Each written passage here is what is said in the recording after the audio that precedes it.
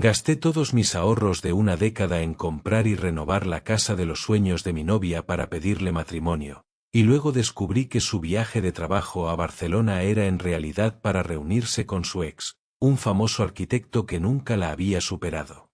Bueno, esto va a ser largo y caótico, pero necesito desahogarme y que alguien me dé su opinión, porque siento que mi mundo se ha venido abajo de la manera más absurda y dolorosa posible. Tengo 31 años y trabajo como ingeniero de software. No soy rico, pero durante los últimos 10 años he estado ahorrando de forma obsesiva, privándome de muchos lujos, con un solo objetivo en mente: darle a la mujer que amo la vida que siempre soñó. Mi novia, Valeria, y yo llevamos juntos 5 años. Ella es diseñadora gráfica, con un gusto exquisito y una pasión por la arquitectura y el diseño de interiores. Nuestras finanzas siempre han sido separadas, y aunque yo gano un poco más, ella es tremendamente independiente. El tema de la casa era una constante en nuestra relación. Casi todos los domingos, Valeria me arrastraba a pasear por el barrio de Colonia del Valle, en la Ciudad de México. No para buscar una casa en serio, sino para admirar las construcciones de estilo colonial y moderno, imaginando cómo sería vivir en una de ellas. Había una en particular, una casa colonial de los años 40, con un jardín descuidado pero una fachada llena de carácter, que se convirtió en su obsesión. La llamaba la Dama Triste porque llevaba meses en el mercado inmobiliario sin venderse. Necesitaba una renovación completa, instalación eléctrica nueva, plomería, cimientos reforzados, todo. El precio inicial fue de 8 millones de pesos, pero bajó a 7, luego a 6,5. Valeria siempre bromeaba: deberíamos ofrecer 5 millones, solo para ver qué pasa. Ella nunca lo decía en serio, pero yo empecé a tomármelo en serio. Aquí es donde, quizá, me convertí en el hombre más romántico o en el idiota más grande. Hace 4 meses, vi que el precio había caído a 5,2 millones. Mis ahorros, acumulados con tanto esfuerzo durante 10 años, ascendían a casi 5 millones. En un acto de locura o de amor, decidí no ser sensato. Contacté al agente inmobiliario, hipotequé parte de mi cartera de inversiones y hice una oferta de 4,9 millones, que fue aceptada al instante. Los vendedores, una pareja mayor que se mudaba a vivir con sus hijos, estaban desesperados por vender. Cerramos la compra en 3 semanas. Inmediatamente después, contraté a un contratista de confianza, un tipo llamado Ramón especializado en restauraciones. El plan era tenerla lista para el día que le pidiera matrimonio. No cualquier propuesta, la propuesta definitiva.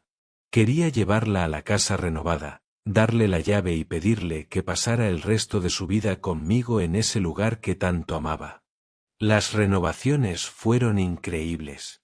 Restauramos los pisos de madera originales, instalamos una cocina nueva con los azulejos hidráulicos y la isla de mármol que Valeria siempre guardaba en su tablero de Pinterest, abrimos un espacio para un estudio luminoso donde ella pudiera trabajar, y modernizamos el baño principal con una regadera de lluvia y azulejos artesanales. Yo iba todos los días, después del trabajo, supervisando los avances. Le decía a Valeria que tenía reuniones de proyecto muy demandantes. Ella se quejaba a veces de que no pasábamos tanto tiempo juntos, pero yo sonreía, pensando en la sorpresa. Todo se fue al traste hace 2 semanas. Valeria es coordinadora de proyectos en una firma de diseño y supuestamente tenía que viajar a Barcelona por una feria de diseño de 4 días. Un viaje de último momento, según dijo, muy importante para su carrera. Estaba nerviosa y emocionada. Me habló de los ponentes, de la oportunidad de hacer contactos. Yo, por supuesto, la apoyé incondicionalmente. El primer día, me mandó fotos del vestíbulo del hotel, un lugar moderno y chic, según ella, y de su habitación. Por la noche, tuvimos una videollamada rápida, se veía cansada pero contenta. El segundo día, los mensajes se espaciaron. Me dijo que la agenda estaba muy llena. Para el tercer día, apenas recibí un mensaje diciendo todo bien, muy ocupada. Te extraño. Hablamos mañana. Una punzada de intuición, o quizá de paranoia, me atravesó el pecho. Tengo un amigo, Jorge, que trabaja en la aerolínea con la que Valeria dijo haber volado. En un intento por ser cariñoso, pensé en enviarle unas flores a su habitación del hotel en Barcelona para cuando regresara del evento. Le pregunté a Jorge si podía confirmarme el nombre del hotel a partir de los datos del vuelo, diciéndole que quería una sorpresa. 20 minutos después, Jorge me llamó. Su voz era tensa. Luis, ¿estás seguro de que era Barcelona? Claro, respondí, confundido. El vuelo de Valeria no fue a Barcelona. Fue a Buenos Aires. El mundo se detuvo. Buenos Aires. La ciudad donde vivía Fernando, su exnovio. Un arquitecto argentino con quien había tenido una relación intensa y tumultuosa de 4 años antes de conocerme a mí. Un tipo que, según Valeria, había sido el amor de su vida en su momento, pero que terminó las cosas de forma abrupta para perseguir su carrera en Sudamérica. Ella insistía en que era agua pasada, que no hablaban, pero yo sabía que él a veces comentaba sus fotos en Instagram con un corazón rojo. Colgué con Jorge y, con manos temblorosas, revisé el estado de cuenta de nuestra tarjeta de crédito compartida, la usábamos para gastos grandes y viajes. No había cargos en Barcelona.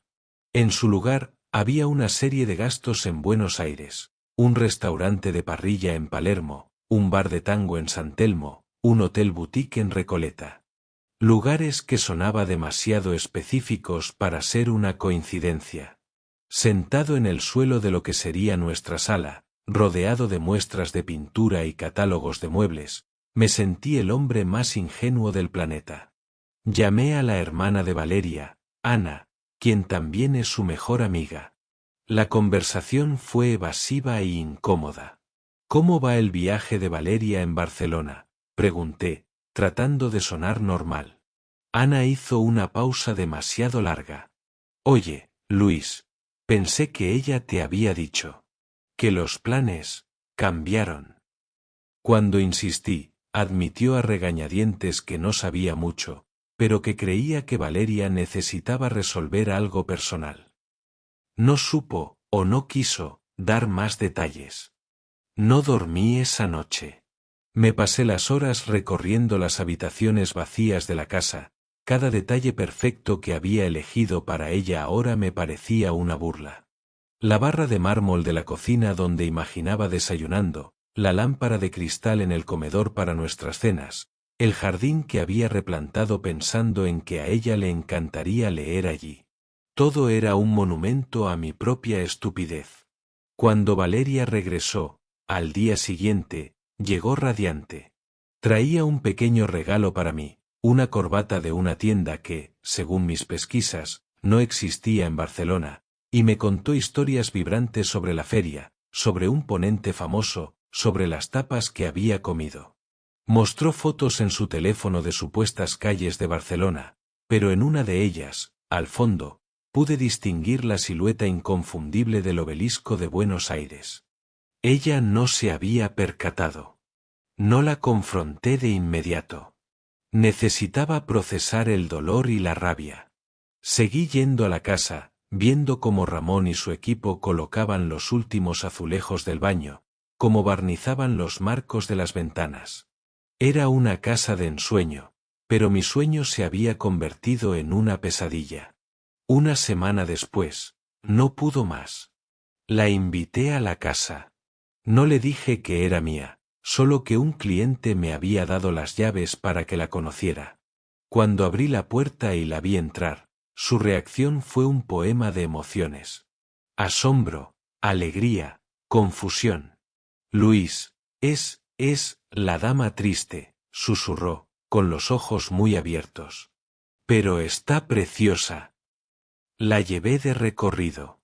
La cocina la hizo llorar. El estudio la dejó sin palabras. Cuando llegamos al jardín, ahora floreciente, no pude seguir con la farsa. Valeria, ¿cómo estuvo Buenos Aires?, pregunté, con una calma que no sentía.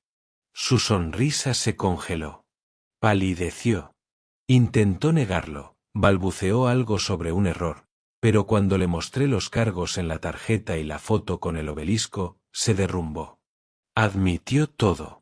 Fernando la había contactado hacía meses, diciéndole que había cometido el error más grande de su vida al dejarla, que su éxito profesional no significaba nada sin ella, que había vuelto a Buenos Aires y quería reconstruir lo que tenían. El viaje a Barcelona era una cortina de humo. Ella sabía que yo me opondría o querría acompañarla, y creyó que necesitaba enfrentar ese fantasma sola, para tener cierre. Juró que no pasó nada físico, que solo hablaron, que se dio cuenta de que lo que sentía por él era un eco del pasado y que su lugar estaba conmigo. Pero yo solo podía pensar en las mentiras. No una, sino muchas. La mentira del viaje, la complicidad de su hermana, las historias inventadas día tras día mientras yo, como un tonto, elegía el tono perfecto de blanco para las paredes. Le dije que necesitaba tiempo y me mudé a la casa esa misma noche. He estado durmiendo en un colchón inflable en el estudio, rodeado de los planos y las ideas que fueron concebidas para nosotros.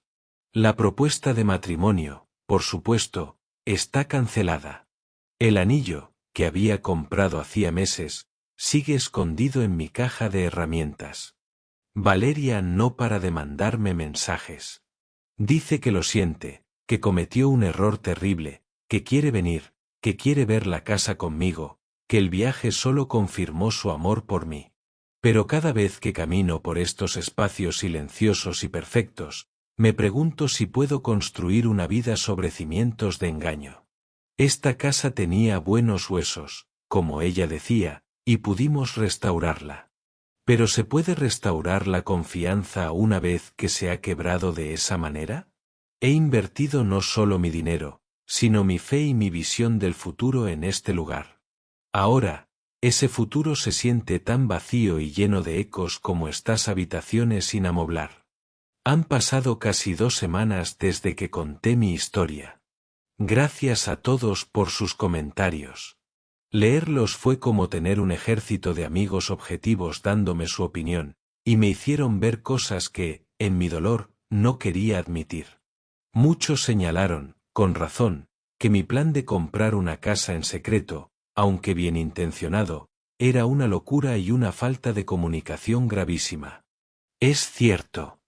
Ambos guardamos secretos monumentales. Yo, la casa.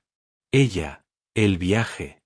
No es exactamente lo mismo, pero ambos elegimos el engaño sobre la honestidad, y eso es un pésimo cimiento para cualquier relación. El contratista, Ramón, terminó la obra hace unos días. La casa está impecable, es todo lo que soñamos. Pero ahora la habito yo solo. Es una belleza melancólica. Decidí, siguiendo el consejo de muchos, tener una conversación real con Valeria, no solo un intercambio de mensajes. La invité a venir. Cuando llegó y vio la casa completamente terminada, su reacción fue devastadora. Lloró de verdad, sin control. Recorrió cada centímetro, tocando los azulejos, las perillas de los armarios, las puertas. Es exactamente como lo soñé, repetía. Pero detrás de la maravilla había una profunda tristeza. La felicidad estaba contaminada. Nos sentamos en el jardín, en las sillas de jardín que compré pensando en nosotros, y hablamos. De verdad hablamos. Y salieron a la luz cosas que no sabía. Resulta que la relación con Fernando fue mucho más tóxica de lo que me había contado. No solo la dejó para irse a Argentina, sino que durante años la había menospreciado, haciéndola sentir que no era lo suficientemente interesante o inteligente para su mundo de la arquitectura de alta gama. La ruptura la dejó hecha pedazos, y pasó más de 1 año en terapia para reconstruir su autoestima. Cuando Fernando reapareció, Lo hizo con el mismo discurso manipulador, que había madurado, que su éxito era vacío sin ella, que era la única que lo entendía de verdad. Valeria me confesó que, en un lugar oscuro de su mente, sintió la necesidad de enfrentarlo. No para volver con él, sino para demostrarse a sí misma que la mujer débil que él había creado ya no existía. Tenía que probar su propia fuerza. Le pregunté, con el corazón en un puño, ¿por qué no me lo dijo? ¿Por qué no confió en mí? Su respuesta me dolió. Tenía miedo. Miedo de que me prohibieras ir y me sintiera controlada, o de que insistieras en venir y no pudiera tener ese cierre. Pensé que era un problema mío que yo debía resolver sola, para llegar a ti completa. Entiendo el miedo. Lo entiendo. Pero no justifica el operativo de encubrimiento, las mentiras elaboradas, el haberme hecho sentir como un tonto ilusionado durante semanas. Ella propuso terapia de pareja. Quiere mudarse conmigo a la casa y posponer cualquier plan de boda hasta que sanemos las cosas. Dice que ha bloqueado a Fernando por completo, y me mostró los mensajes de él, que eran tan patéticos y manipuladores como me imaginaba, pero el problema ya no es Fernando. El problema es la grieta entre nosotros. Y aquí es donde estoy estancado. Por un lado, la amo. La historia que tenemos, aparte de este desastre, ha sido buena. Por otro, vivir en esta casa sola me ha hecho darme cuenta de que me gusta. He empezado a crear mi propia rutina. He colgado mis propios cuadros en las paredes que elegí para ella. El jardín lo riego yo, a mi manera. Cuando Valeria viene, siento que es una visitante en mi espacio, no mi compañera en nuestro hogar. Algunos me sugirieron vender. Un agente dijo que, con la renovación, podría venderla por unos 6-8 millones, pero entre impuestos y comisiones, perdería una parte importante de mi inversión. Además, me he encariñado con la dama triste. Ya no está triste, pero yo sí lo estoy un poco. No sé qué hacer.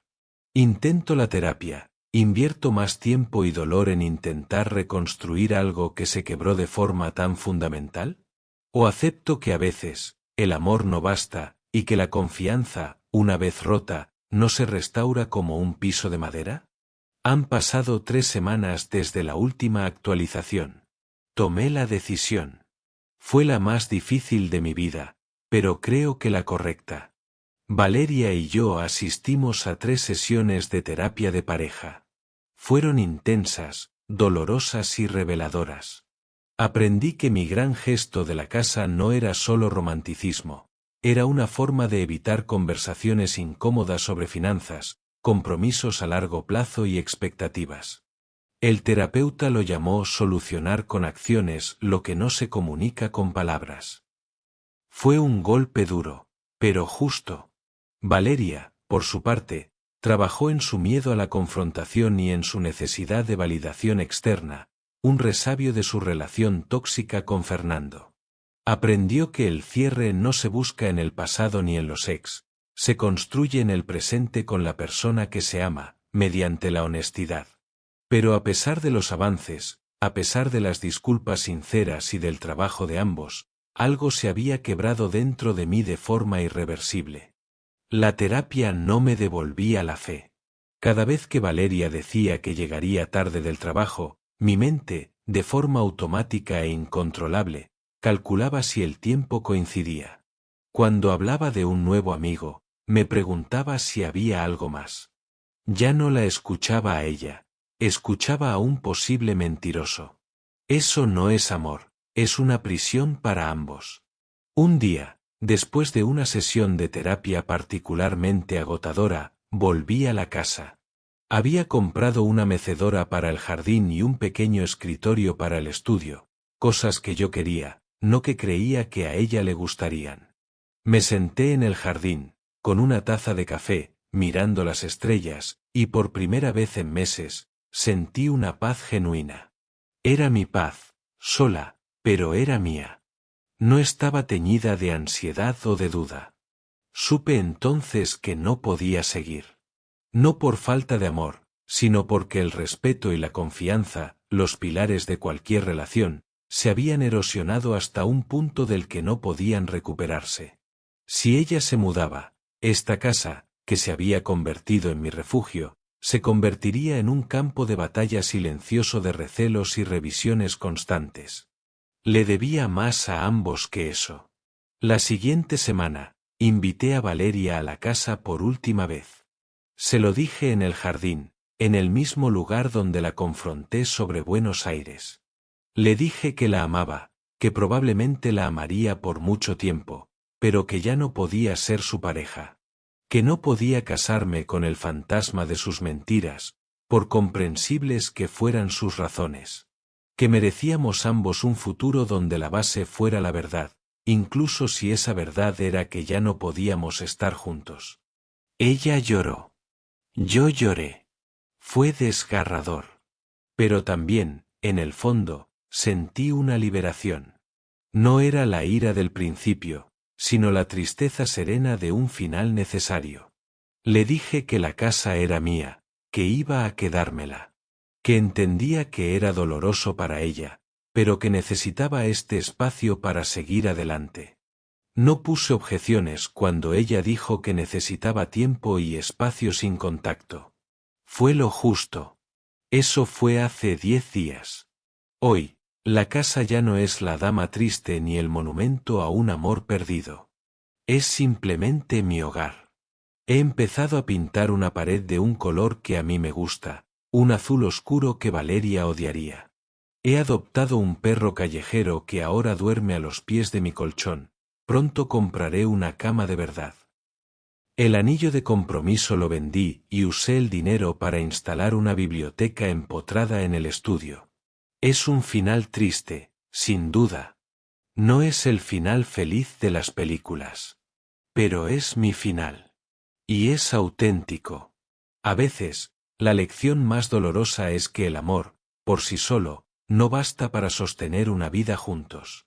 Se necesita confianza, y cuando ésta se quiebra de una manera tan profunda, a veces lo más valiente que puedes hacer es dejar ir el amor para salvar tu propia paz. El jardín está floreciendo. Yo también.